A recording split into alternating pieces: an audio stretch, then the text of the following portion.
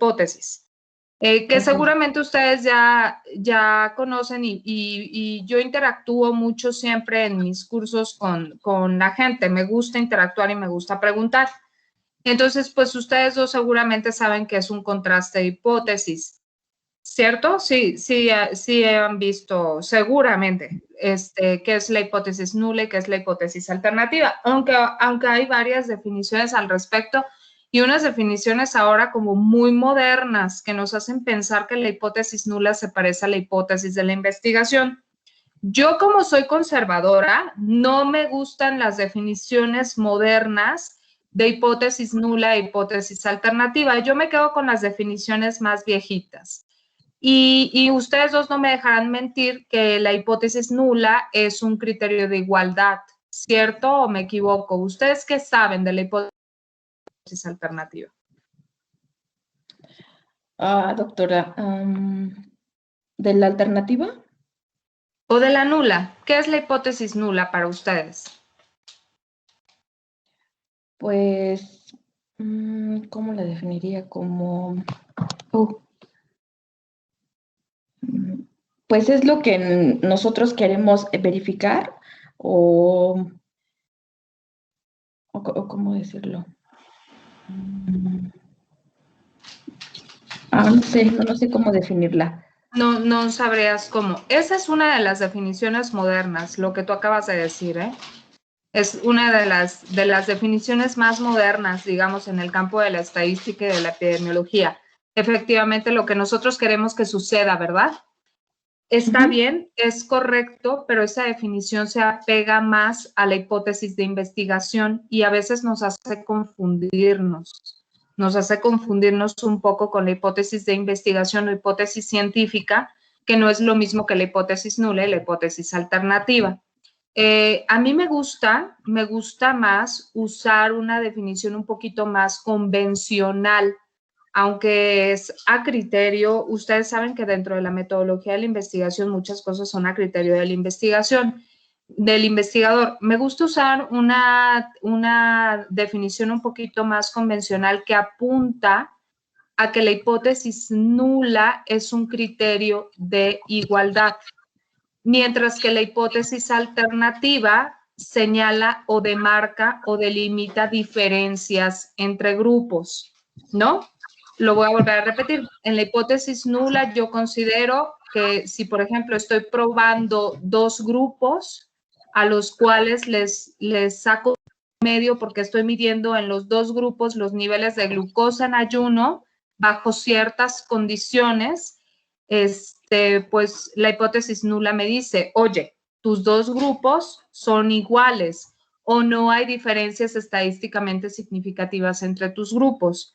Mientras que la hipótesis alternativa va a apoyar el hecho de que sí hay diferencias estadísticamente significativas en los grupos. ¿Tú qué opinas, doctora Mari? Pues sí, en realidad la hipótesis nula, que es la que establecemos como verdadera, busca verificar que los datos, o sea, las medias de los grupos que estamos en comparación, sean, si no iguales, muy parecidos. Es correcto. Y la alternativa va a rechazar a la nula porque la media dista mucho de que los datos sean iguales, si no hay diferencias en las medias. Es correcto, es correcto. A mí me gusta empezar estas clases prácticas para entender o para aterrizar los conceptos de hipótesis nula e hipótesis alternativa con pruebas analíticas o pruebas estadísticas basadas en el análisis, valga lo que estoy diciendo, de datos cuantitativos. Y en particular hay dos pruebas que me gustan y me gustan por su sencillez. No las estoy minimizando. Son pruebas de gran importancia, pero son muy sencillas en el área estadística. De manera conceptual es fácil de entenderlas y también es fácil de realizarlas, es fácil de ejecutarlas. Estas dos pruebas de las que se va a tratar la clase el día de hoy y que nos van a ayudar a aterrizar el concepto que ustedes tienen muy claro, bastante claro, de hipótesis nula e hipótesis alternativa. Una de ellas es la prueba de Test Student casi toda la estadística, si no es que toda la estadística está basada en la prueba de test student con sus variantes, ¿ok? Acuérdense que tenemos al menos cuatro tipos de pruebas de test student. Y también las pruebas de correlación o el coeficiente de correlación, ya sea de Pearson o de Spearman. Las pruebas de test student nos hablan, hay que saber limitarnos en el área de la estadística porque de repente es muy fácil hacer hipótesis y usar pruebas que no son adecuadas para comprobar esa hipótesis. Por ejemplo, si nosotros queremos correlacionar, porque nuestra hipótesis dice que hay una correlación entre el factor A y el factor B, y entonces el objetivo es correlacionar, aplicaremos una prueba de correlación, ya sea de Pearson o de Spearman. O si nuestro objetivo es demostrar que hay diferencias entre dos grupos, entonces utilizaremos la prueba de test student, ¿ok? ¿Se saben la historia de por qué se llaman a las pruebas de test student? Pues se las cuento. En realidad las diseñó un gran matemático y estadista que se llama Sir William Gosset. Y él trabajaba para, veía granos, algo así como que de cebada y centeno y todo eso, para ver cuáles eran los mejores granos con los que se hicieran las mejores bebidas alcohólicas.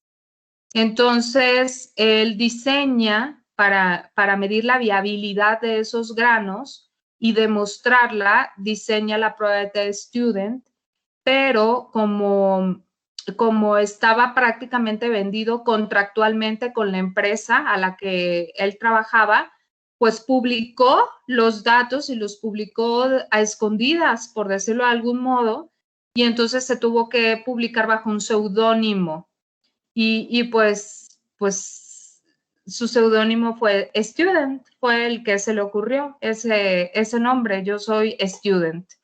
Pero en realidad estas pruebas se las debemos a Sir William Gosset.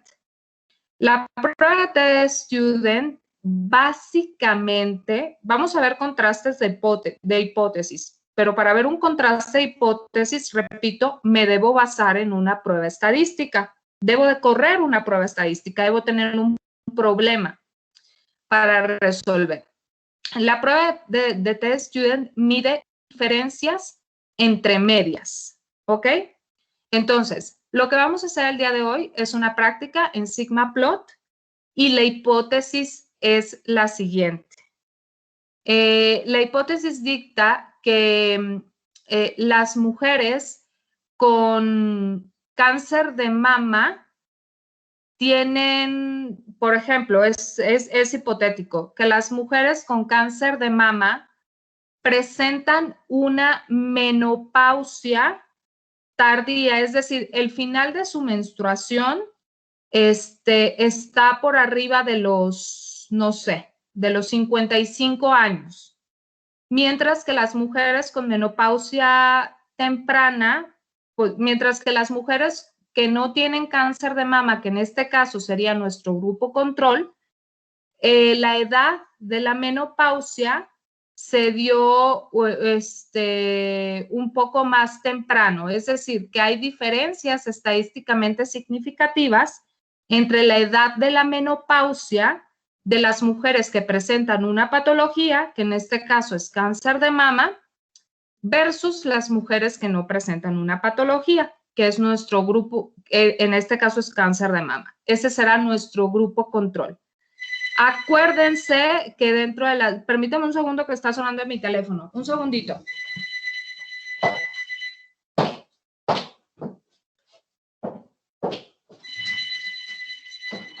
Está sonando el teléfono.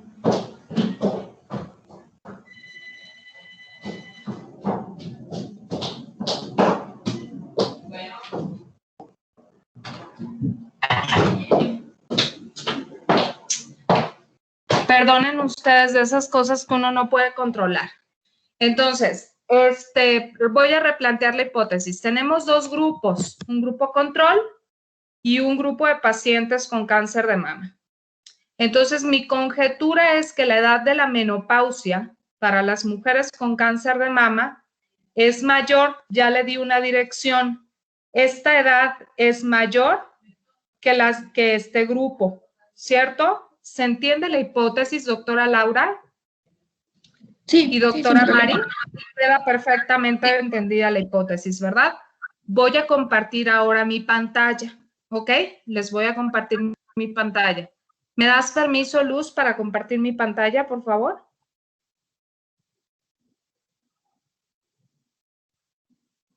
Sí, doctora, ya quedó. Ya quedó, ¿verdad? Listo. Sí. Muy bien.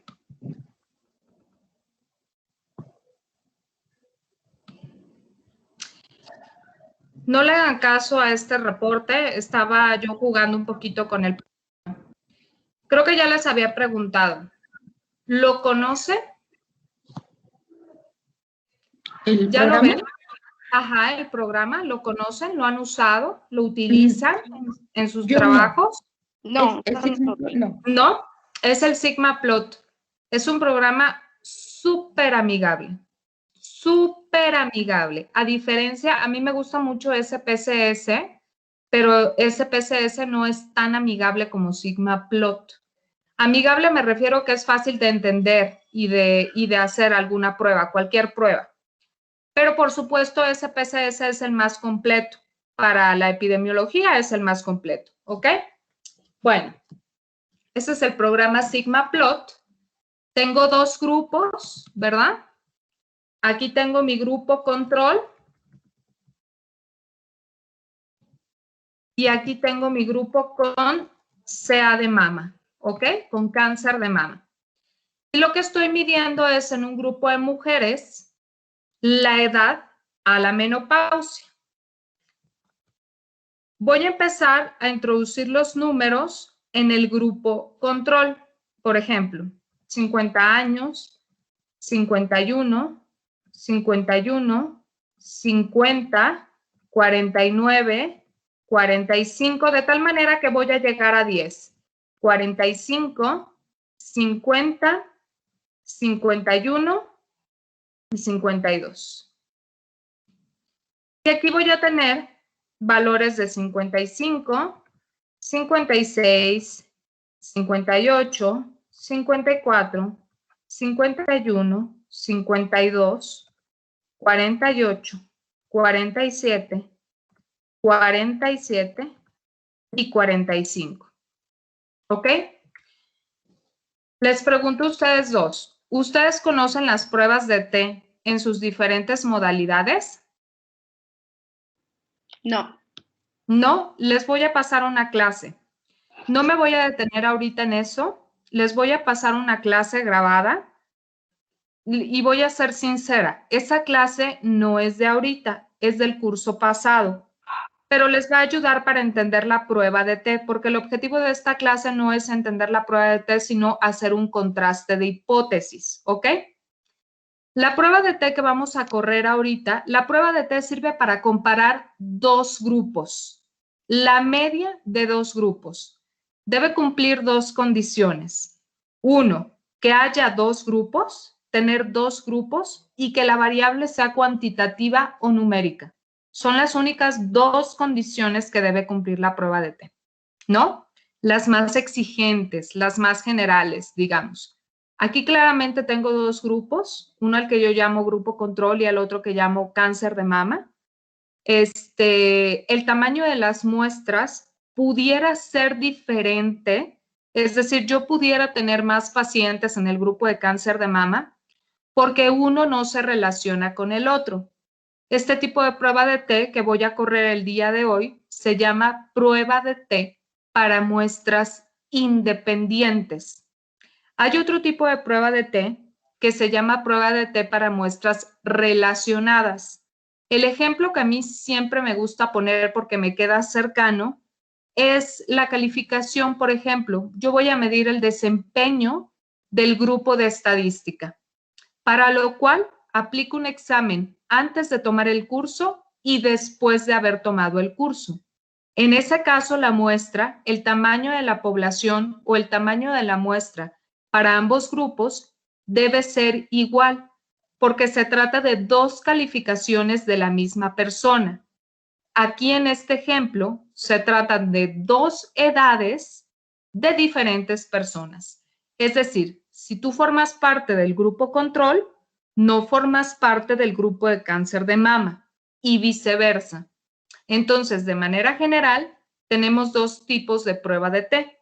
Prueba de T para muestras independientes y prueba de T para muestras relacionadas.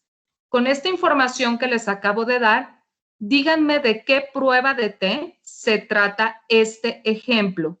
¿Para muestras independientes o para muestras relacionadas? Independientes. Exactamente. Es una prueba de T para muestras independientes, ¿ok? Vean ustedes, si ven mi cursor, ¿verdad? La flecha. ¿Sí? Sí. Vean ustedes todas las pestañas que aparecen aquí en mi Sigma Plot. Esta es la versión 14, la más actual. ¿Ok? Bien. La pestaña que voy a abrir es una pestaña que se llama Análisis. ¿Sale? Dentro de esta pestaña de Análisis, bueno, antes de hacer la prueba. Para esto, el investigador ya tiene sus variables, que es la edad a la menopausia, ya tiene sus dos grupos y como tiene dos grupos y variables numéricas, sabe que va a correr una prueba de T. El investigador ya sabe que es una prueba de T para muestras independientes. Su hipótesis es que en las pacientes con cáncer de mama, la edad a la menopausia está incrementada en comparación con las mujeres que no tienen cáncer de mama. ¿Cuál es la hipótesis nula y cuál es la hipótesis alternativa en el ejemplo que estamos viendo?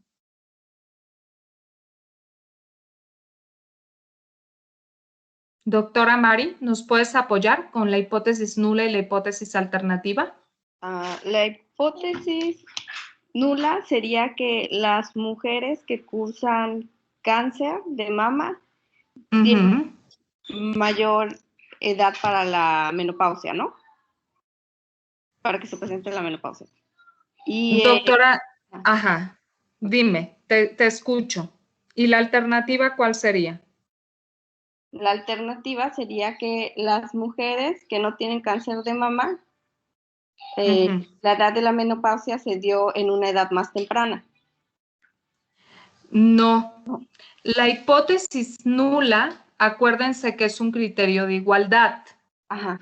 Yo tengo en la naturaleza, la naturaleza tiende a la normalidad. Todo en la naturaleza tiende a la normalidad. ¿A qué me refiero con esto? Que nosotros debemos asumir siempre que no hay diferencias estadísticamente significativas de nada contra nada.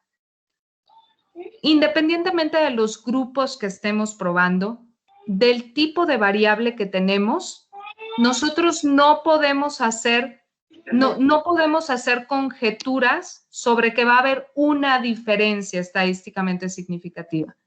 La hipótesis nula nos habla de que la estadística parte del hecho de que todo es igual. Y si es diferente, entonces ya nos sacamos la lotería. ¿Me entiendes? ¿Por qué? ¿Por qué? Porque ya estamos probando nuestra hipótesis de investigación. ¿Ok? Ok. Entonces, en este ejemplo, ¿cuál sería la hipótesis nula? No tengo las tijeras, amor. Pídeselas a tu hermana. Ajá. Los grupos prácticamente presentan el rango de edad. ¿Es correcto? ¿Es correcto? La hipótesis nula entonces sería que no hay diferencias estadísticamente significativas en la edad a la menopausia entre el grupo control y las pacientes con cáncer de mama, ¿verdad? Sí. Y la hipótesis alternativa, ¿cuál sería? Que sí existe una diferencia. Exacto, que sí existe una diferencia. Ajá, que el promedio de edad de las pacientes con cáncer de mama, que es nuestro grupo de investigación, es diferente al del grupo control. Esa sería la hipótesis alternativa, ¿cierto? Sí. Y eso es justo lo que nosotros queremos ver porque nuestra hipótesis de investigación dicta que la edad de la menopausia en las mujeres con cáncer de mama es mayor en comparación con la edad de la menopausia del grupo control. Esa es nuestra hipótesis de investigación, ¿cierto? Bien, pues lo vamos a comprobar con una prueba de T. ¿Vamos bien, doctora Laura? Sí, doctora. Sí, muy bien. Damos clic aquí en Análisis y vean que aquí aparece una pestaña que si la despliego, aparecen un montón de pruebas estadísticas. Muchas pruebas estadísticas. Vean ustedes. Empezamos con estadísticas descriptivas, tablas de frecuencia, pruebas de T para una sola muestra, pruebas de T de rangos. Ahorita vamos a ver qué significa la prueba de T de rango. Y la prueba de T de student, la que dice T-test, ¿ok?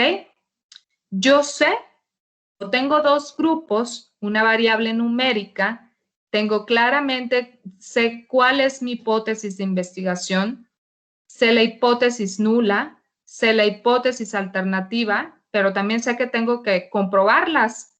Y para comprobar, pues voy a correr la prueba de T. Entonces le doy aquí en prueba de T, donde dice T-test, y después le doy run, correr.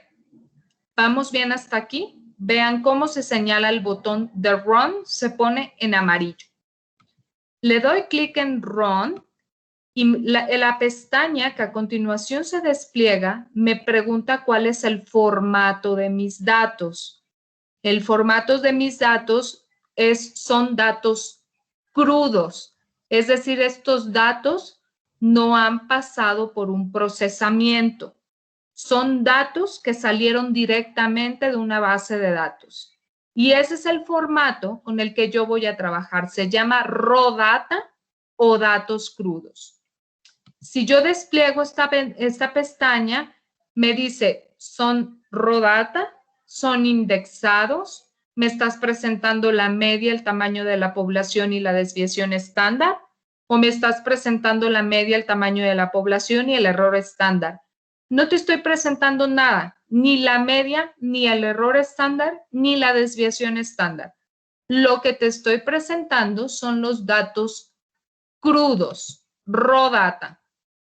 A continuación, le doy clic en el botón Next y el programa me pide que seleccione las columnas donde están contenidos mis datos.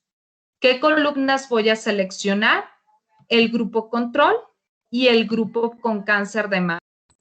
A continuación, voy a dar clic en finalizar. Una vez que doy clic en finalizar, vean todos los datos que aparecen. En primer lugar, mi prueba, pero ahorita no lo vamos a ver, simplemente quiero que lo noten, es importantísimo que lo noten. Dice que la prueba de normalidad pasó, pero que la prueba de homogeneidad de varianza no pasó. ¿Cómo puedo hacer que la prueba de normalidad y homogeneidad de varianza pasen? Aumentando el número de muestra. Y es que ahorita tengo poquitos pacientes, tengo 10. Es un detalle que quiero que vean, pero no lo vamos a trabajar en este momento. Solamente es importante decirles que es algo que se puede corregir. Y lo ideal es que la normalidad y la homogeneidad de varianza pasen, es decir, que ninguno de los dos falle. Aquí tengo un fallo en la igualdad de varianza. Después les enseño, más adelante en el diplomado vamos a ver cómo se puede corregir, ¿ok? Bueno, después viene aquí el nombre de los grupos, grupo control y grupo con cáncer de mama. cada uno con 10 muestras. No tengo valores perdidos. El valor promedio de la edad del grupo control es de 49.4 años y el valor promedio en edad del grupo con cáncer de mama es de 51.3 años. Se presenta la desviación estándar con sus respectivos valores y el error estándar de la media. Vemos también, nos vamos a bajar un poquito, si alcanzan a ver mi cursor, ¿verdad? Les estoy enseñando los elementos más importantes de la hoja de datos. Aquí tengo el valor de la prueba de T, los grados de libertad y el valor de P. Lo que a mí me interesa para hacer mi contraste de hipótesis es el valor de P. Escúchenme bien, porque de aquí se va a derivar una pregunta que ustedes van a responder. Cuando P es menor que 0.05, se asume que hay diferencias estadísticamente significativas entre grupos. Cuando P es igual o mayor que 0.05, se asume que el promedio de ambos grupos es igual. ¿Qué valor de P tenemos aquí? 0.251. 0.251 es mayor que 0.05. Entonces, ¿qué asumo? ¿Que los grupos son iguales o que los grupos son diferentes? Que los grupos son iguales. Exactamente. Y yo tengo un contraste de hipótesis. La hipótesis nula dice que los grupos son iguales, es un criterio de igualdad. Mientras que la hipótesis alternativa dice que habrá diferencias estadísticamente significativas entre grupos. Ahora les pregunto, ¿qué hipótesis aceptan? ¿La hipótesis nula o la hipótesis alternativa? La nula. Ahí está. ¿Qué les enseño? Si ustedes me van a dar clases a mí, ¿qué les enseño? Por supuesto, aceptamos la hipótesis nula, no hay diferencias estadísticamente significativas entre los grupos, entonces la edad de la menarca para ambos grupos, control y cáncer de mama, es igual. Y las sutiles diferencias que vemos, porque bien lo dijo la doctora Mari al principio de la charla, son iguales o prácticamente iguales. Pues sí, porque hay sutiles diferencias que hacen que los valores de la media no sean exactamente iguales. Esas sutiles diferencias se deben al azar, pero el factor cáncer de mama no tiene nada que ver, o el factor menarca no está relacionado con el cáncer de mama. Esas sutiles diferencias, repito, se deben al azar. Y el programa Sigma Plot es tan amigable porque les voy a pedir que lean este párrafo que señalo en color negro. Se los voy a leer o lo vamos a leer juntas. Dice, las diferencias entre los valores promedios de ambos grupos no son suficientes para rechazar la posibilidad de que la diferencia entre las muestras se deben al azar. No hay diferencias estadísticamente significativas dentro de los grupos. Casi que nos está resolviendo la vida el sigma, ¿verdad? No tenemos que hacer interpretaciones. Este párrafo es una maravilla, es magia pura. Porque aún sin conocer la interpretación de los valores de P, este párrafo nos da la respuesta a nuestro cuestionamiento.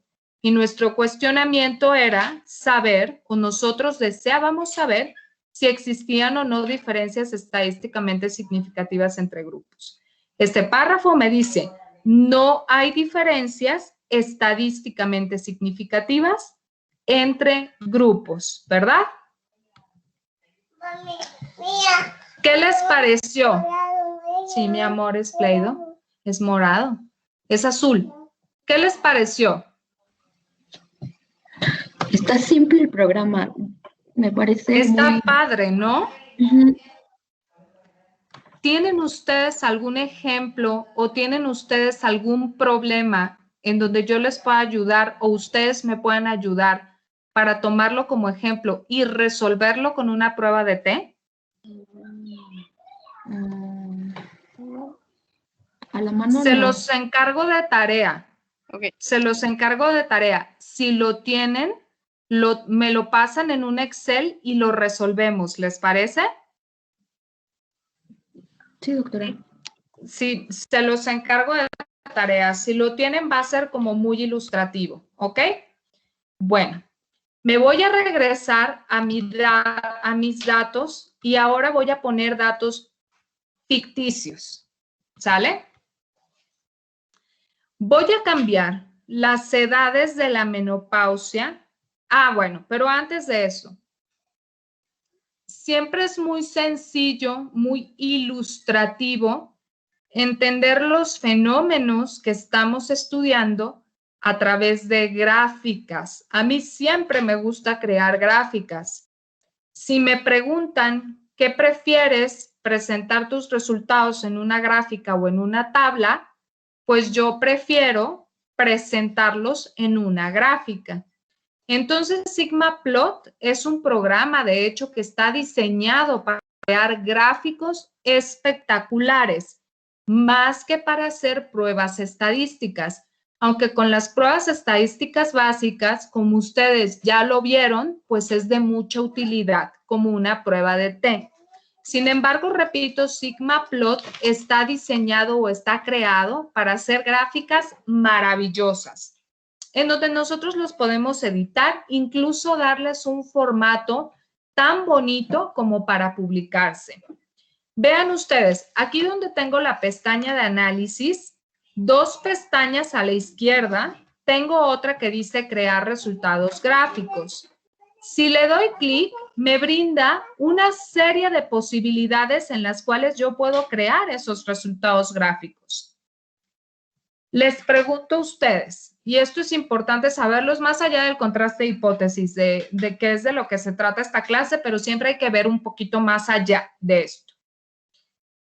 Si tenemos 2 grupos con variables cuantitativas que van a presentar un promedio y un error estándar o una desviación estándar, y los voy a comparar o ya los comparé mediante una prueba de té, y el investigador principal me dice, ahora represéntalos de forma gráfica, ¿qué tipo de gráfica elegirían ustedes? ¿Cuál es la manera correcta de representar estos datos? Barras, un pie, boxplot, bubble plot, gráfica de vectores, forest plot, line and scatter. ¿Qué tipo de gráfica? ¿O no sabrían ustedes cómo representarlo? ¿De barras? Perdón, no entendí. Se cortó. ¿Barras o pie? De barras. El pie no es opción. El pie no es opción para este caso, ¿ok? La opción son las gráficas de barras. Efectivamente, son las gráficas de barras. También hay una sección del diplomado en donde vamos a ver representación de resultados a través de gráficas, porque hay que saber elegir gráficas, no es cualquiera. Pie definitivamente no es opción, tampoco lo es el scatter plot, ni el line con scatter plot. En este caso es una gráfica de barras. Y son barras que van a tener, no son barras agrupadas, porque dentro de las barras, pues tenemos un montón de barras, ¿verdad? Tenemos un montón de gráficos de barras. Para ser exactos, tenemos 10 tipos de gráficos de barras, pero la que yo voy a elegir en este caso son las barras verticales que me permitan demostrar el error estándar o la desviación estándar. Les pregunto a las epidemiólogas, ¿ustedes cómo grafican sus promedios? Con error, las dos formas son correctas, pero me interesa saber cómo grafican ustedes sus promedios, ¿con errores estándar o con desviaciones estándar? Con desviación estándar. Con desviación. Ok, yo también así lo hago en el instituto y está justificado. Les voy a pasar un artículo para que lo lean. Se justifica que cuando tenemos datos clínicos se grafique con desviación estándar.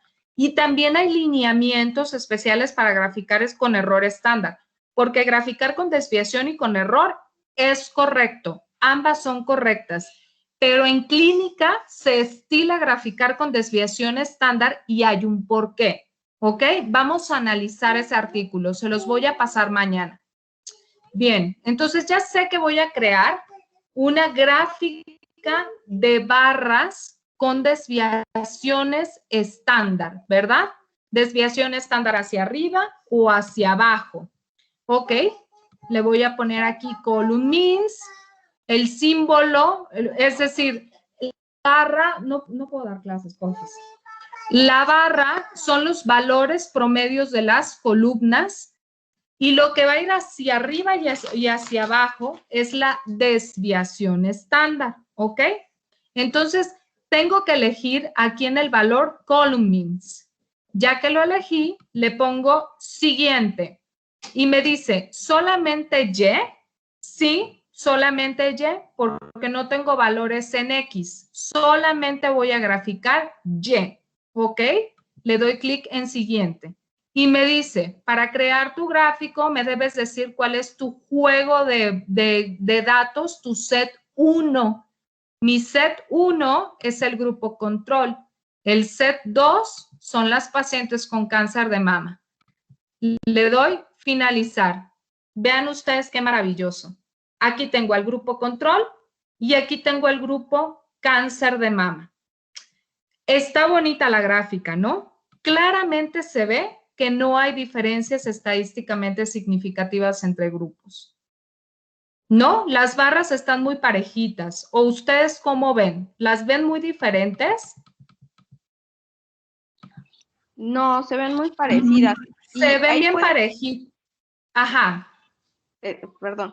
Se puede especificar el límite, los límites de lo que es la desviación estándar de cada una. Sí, por supuesto. Mira, si tú le das clic aquí, te aparecen los valores. Ok. O además puedes correr la estadística descriptiva. Ahorita lo vamos a ver con estadística descriptiva. Okay. Sí lo puedes especificar, aunque no se estila en los resultados gráficos. Se estila especificarlo cuando redactas los resultados. Ahí sí no se vale que no me pongas la desviación estándar. Sí. Pero en la gráfica no se estila poner la desviación estándar en número, ¿ok? Sí. Si tú estás redactando tu informe de resultados, ahí sí vas a poner cuál es la desviación estándar. Sí. Y encontré que la media en el grupo control es de 45 años con una desviación estándar de 3 años. Ahí sí, pero en la gráfica no se vale, no es correcto, ¿ok? Sí. Bien, aquí se ven los grupos muy parejitos. A ver, ahora les voy a cambiar la historia. ¿Qué pasaría si yo hubiera puesto la columna de cáncer de mama antes que la columna control? ¿Sería correcto?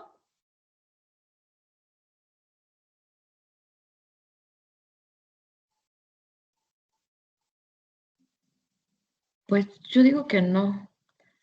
¿Por qué no, doctora Laura? Porque al final lo que estamos nosotros, o lo que estamos comparando, o lo que queremos probar es nuestro, ¿cómo se llama? El grupo de casos. Exacto. Es correcto eso. Les voy a decir, no es un secreto porque ustedes ya lo saben, pero mucha gente comete ese error. La primera columna que se pone, en este caso porque estoy graficando columnas, En un pie, pues no tiene dirección porque es un pastel, ¿verdad? Entonces lo voy a ver igual, como sea que lo grafique, pues se va a ver lo mismo, ¿no? Los resultados no van a cambiar. Pero si yo tengo una gráfica en donde tengo un grupo control y un grupo de casos o un grupo experimental, siempre, y esto es regla básica, siempre la primera barra representa el grupo control. Siempre. No hay de que se me pasó y puse primero el grupo de cáncer de mama o puse primero el grupo de experimental. No. Y esto es muy importante porque en el ejemplo, por eso les pido un ejemplo de ustedes, de sus centros de trabajo, algo que nos quieran compartir. Porque en este ejemplo tan simplón es fácil identificar al grupo control. Pero hay casos, como en diseños experimentales de casos y controles, que a veces no es fácil identificar cuál es el grupo control o tenemos varios grupos controles, ¿sale? Y no sabemos cuál poner primero. Eso es otra historia, pero llévense en la cabeza que siempre la gráfica que se pone en una gráfica, la barra, la primera barra que aparece en nuestro resultado gráfico es el grupo control. ¿Ok?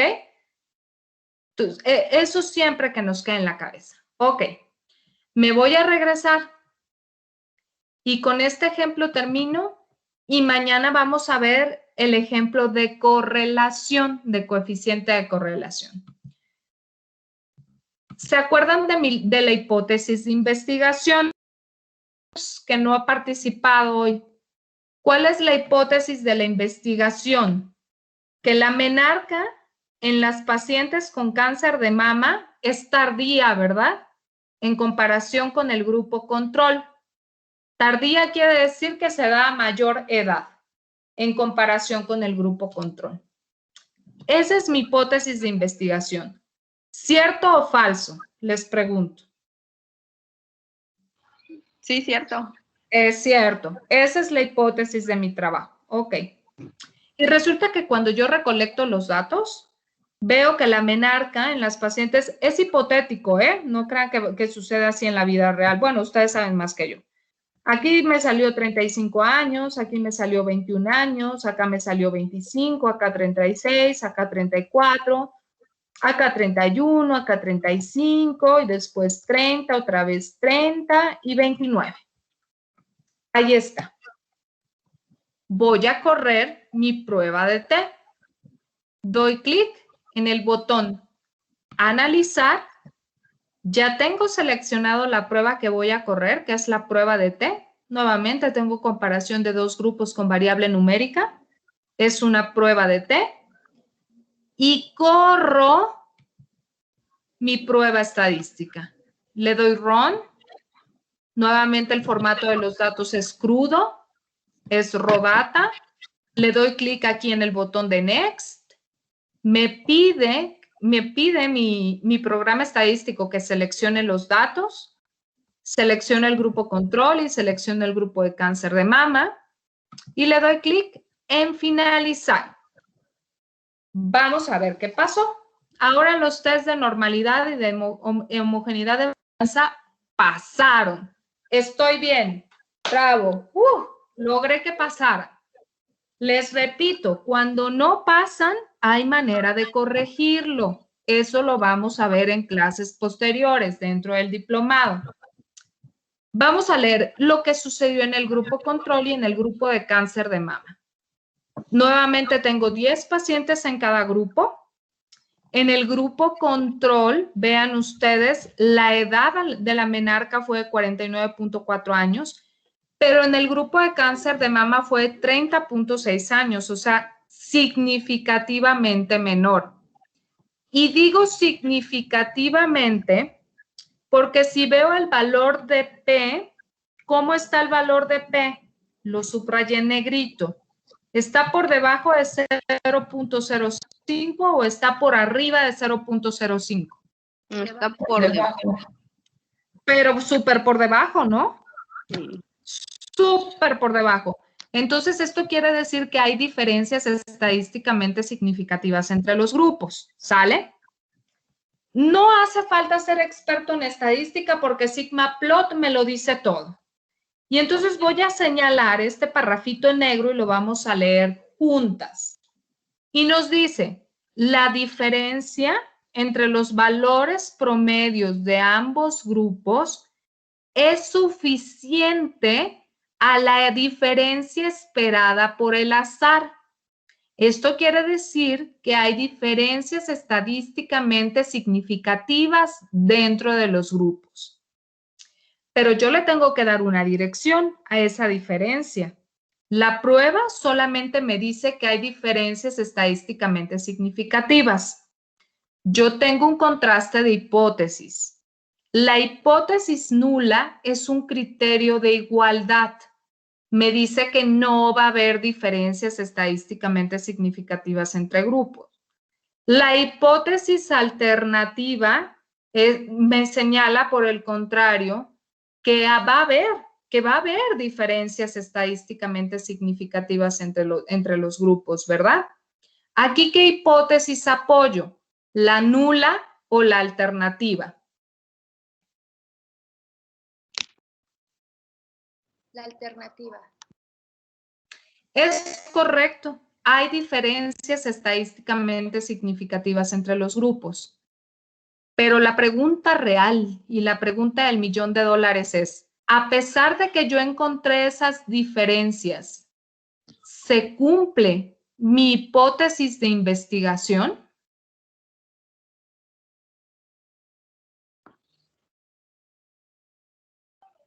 Sí. Sí se cumple. ¿Por qué se cumple? ¿Qué decía mi hipótesis de investigación o qué dice? Porque la hipótesis de investigación dicta que las mujeres de cáncer de mama presentan una menopausia. Se cortó otra vez. Se cortó el audio. Ok. Bueno. Otra vez. Va de nuevo. Ok. La hipótesis dicta, mujeres con cáncer de mama presentan una menopausia tardía, mientras que las mujeres no tienen cáncer de mama, la edad de la menopausia se dio en edad más temprana. Está haciendo comparativo de diferentes edades. O sea, es correcto. Mayor. Entonces, acá nos está, pues, refutando, ¿no?, nuestra hipótesis de investigación. Otra vez voy a plantear la pregunta. Aceptamos la hipótesis alternativa. Hasta ahí vamos de acuerdo, ¿verdad? Es decir, aceptamos que hay diferencias estadísticamente significativas entre los grupos. Sí. Sí, ¿verdad? Aceptamos la hipótesis alternativa. Pero a pesar de que hay diferencias estadísticamente significativas entre los grupos, puede ser que se cumpla la hipótesis de investigación o puede ser que no se cumpla. Tomar esta decisión también forma parte del contraste de hipótesis. En este caso, yo digo, a reserva de lo que ustedes opinen, que la hipótesis de investigación no se cumple, a pesar de que hay diferencias estadísticamente significativas entre los grupos. De hecho, va a la inversa de lo que yo estoy planteando, porque resulta que la menopausia en las mujeres con cáncer de mama se da a una edad más temprana en comparación con la edad de la menopausia en el grupo control. Ergo, cáncer de mama no tienen menopausia tardía, al menos en mi grupo de investigación. ¿Sí logran verlo? Ok, en este caso, ¿tiene que ver lo del tipo de errores o no? No, porque tú ya tienes un resultado. Ya asumimos que tú hiciste un estudio de muestreo. Ese fue tu resultado. Ok. Ajá, se acepta la hipótesis alternativa, pero el resultado es contrario a lo que tú estás esperando. Entonces ahí debes ver, ¿ok? ¿Qué sucede en ese grupo? ¿Qué otras variables interfieren para que la menopausia se dé de manera temprana? No sé, se me ocurre tal vez la ingesta de algún medicamento. Tú no te diste cuenta, pues son pacientes con cáncer de mama. Deben estar sometidas al menos a un tratamiento quimioterapéutico o radioterapéutico. A veces los tratamientos quimioterapéuticos que producen cese de la menstruación, ¿cierto? Sí. Entonces probablemente ahí tengo un sesgo dado por la ingesta o el uso de algún medicamento. ¿Sale? Se apoya la hipótesis alternativa, pero no se cumple, en este caso, con la hipótesis de investigación.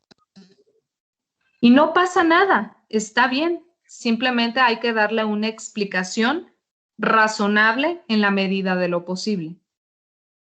Cuando no hay razón aparente, cuando no encontramos la causa de ese resultado que parece tan contradictorio, entonces probablemente sí podemos pensar en un error de muestreo. ¿Ok? Pero seguramente ese dato tiene una explicación y es probablemente lo que te estoy diciendo, el consumo o la ingesta de algún medicamento o el uso de un medicamento justo para tratar o combatir la condición oncológica.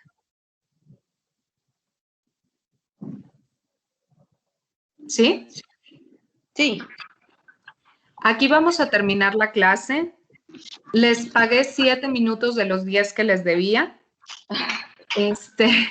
Les quedo a deber 3, pero estos 3 aprovecho para que me den sus comentarios o hagamos una retroalimentación de la clase. ¿Qué les pareció? ¿Tienen alguna duda? ¿Tienen alguna duda incluso con los conceptos?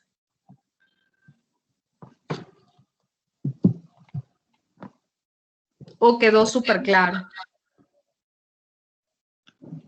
Sí, las definiciones se pudieron explicar bien de las hipótesis, o sea, eso no hay problema. Yo creo que mi conflicto es con la hipótesis de investigación. Ahí Ok. Sí. Sí, bueno, pero es que puse al final es atípico, es representativo porque puede suceder, ¿no? Sí, y hay que saber enfrentarnos a lo atípico también. Sí.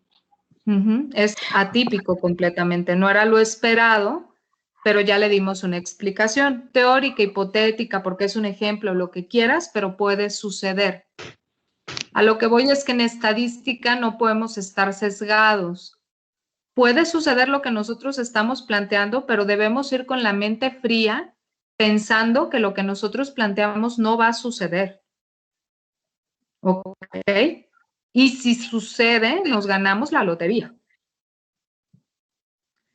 Porque si vamos pensando que va a suceder o que tiene que suceder lo que nosotros estamos planteando, es muy fácil provocar sesgos en las investigaciones. Ok, entonces, doctora, Sí. No sé si entendí bien. Se recomienda, aparte de revisar, o bueno, más bien revisar como que todos los datos minuciosamente, ¿no? O sea, no solo dejarnos llevar por el valor de P, que a veces, pues como en este caso, pues sí, o sea, podríamos haberla rechazado nuestra hipótesis, pero pues al final, como dice usted, no concuerda con lo que habíamos planteado. Eso es una observación súper valiosa. Así es. Debes revisar la base de datos minuciosamente porque puedes tener datos atípicos. Por ejemplo, aquí en mi grupo de cáncer de mama, claramente no es una muestra representativa de la población. Y yo debí poner como criterio de inclusión o establecer como criterios de inclusión pacientes con cáncer de mama de reciente diagnóstico que no hayan tenido o que no han iniciado tratamiento, por ejemplo. ¿No? Sí, Entonces sí, hay que revisar minuciosamente nuestra base de datos porque nos podemos encontrar esos datos atípicos que sesguen nuestra hipótesis de investigación. Y nosotros mismos incurrir en un error. Esto es atípico completamente, pero es algo que puede suceder y sucede siempre. Siempre hay que estar atentos a eso. Y efectivamente, yo antes de correr cualquier prueba estadística, Y porque a mí así me lo enseñaron. En farmacología se estila mucho ver cada dato. Nosotros le decimos romancear con los datos. No nada más agarrar, vaciarlos en una base de datos, meterlos al programa estadístico, correrlo y a ver qué sale. No, hay que ver los datos. ¿Sí? Yo ya más o menos sé, dada la experiencia que tengo, seguramente ustedes también, veo 2 grupos y digo, híjole, aquí no voy a encontrar nada. Y yo esperaba encontrar algo. Antes de correr cualquier prueba estadística, hago un análisis descriptivo y veo, y trato de darle una explicación al fenómeno que estoy observando. Ese es mi consejo. Ok. ¿Alguna otra duda? De mi parte, no, doctora.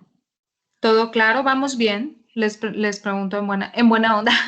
¿Vamos bien? ¿Les está gustando? ¿Les está pareciendo interesante? Sí.